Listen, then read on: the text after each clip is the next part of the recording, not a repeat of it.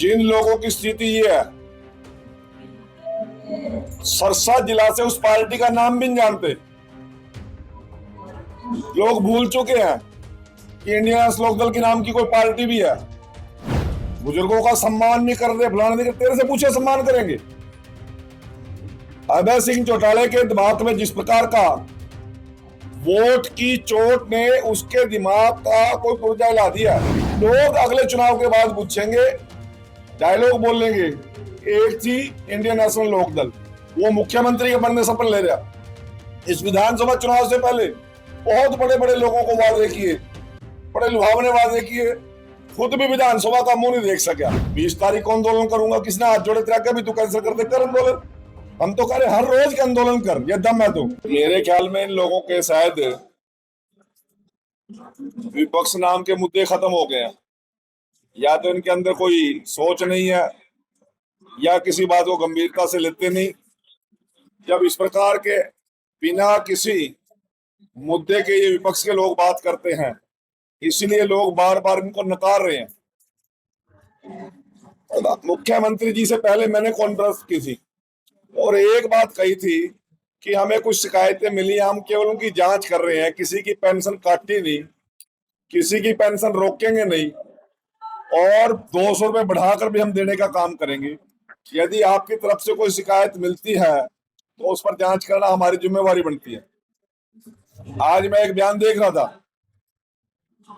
अब जिन लोगों की स्थिति ये है,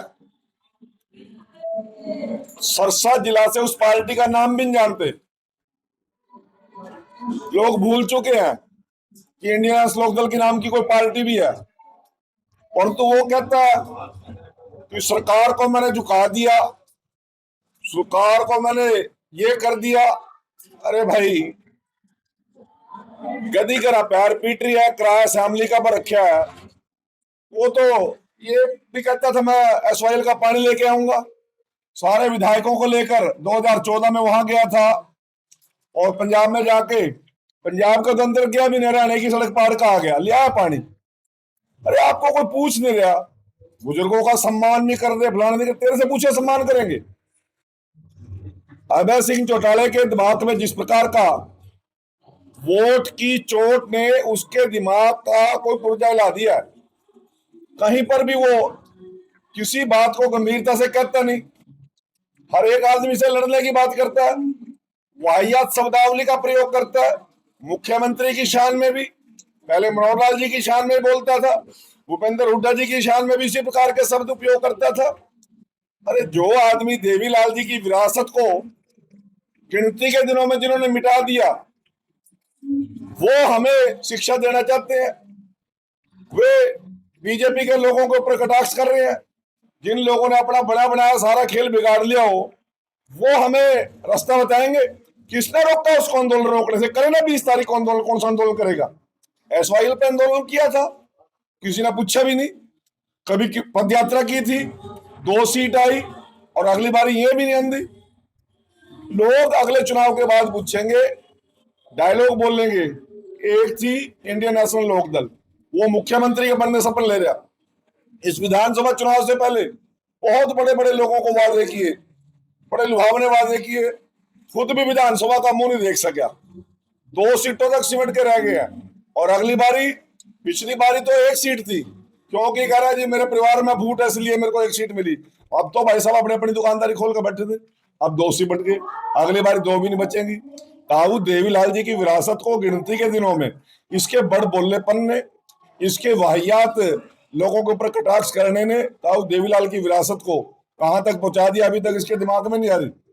फिर कहेगा मैं नायब सैनी को मुख्यमंत्री नहीं मानता, कभी किसी को कहेगा मैं उसको वो नहीं मानता। तेरे को पूछ कौन रहा भाई? ना मान तू। ना हमने किसी की पेंशन काटी, ना काटनी थी। कुछ लोगों की शिकायत आई थी, टेम्परेरी तौर पर सरकार की जिम्मेवारी बनती है उस शिकायत को सुनना, उसका हल निकालना। उसने ही मुख्यमंत्री जी ने वो कह दिया कि पेंशन चालू कर दो, जिनकी शिकायतें आई उनको वेरिफिकेशन बाद में कर लेंगे। केवल इतनी सी बात थी। 20 तारीख को आंदोलन करूंगा, किसने हाथ जोड़े तेरा के भी तू कैंसिल कर दे, कर आंदोलन। हम तो कह रहे हर रोज के आंदोलन कर, ये दम है तो, पर कहीं 2.5 बीघा मैदान ही नहीं है, कहीं किसके दम पर आंदोलन करेगा, वो कुछ नहीं है कहीं। सिर्फ अखबार में बयान दे के, केवल मीडिया पे बयान दे के, और कुछ पेड सोशल मीडिया के उसने आदमी रख रखे हैं, उस पे इस के बयानबाजी करके लिखवा के लोगों को अपमानित करने का काम करता, और कुछ नहीं है। और इसी कारण से इस पार्टी का बंटाधार करने वाला यही आदमी है। हमसे जुड़े रहने के लिए हमारे YouTube चैनल को सब्सक्राइब करें और नई वीडियो की नोटिफिकेशन के लिए बेल आइकॉन को दबाएं। अगर आप ये वीडियो Facebook पर देख रहे हैं तो लाइक जरूर करें और ज्यादा से ज्यादा शेयर करें। धन्यवाद।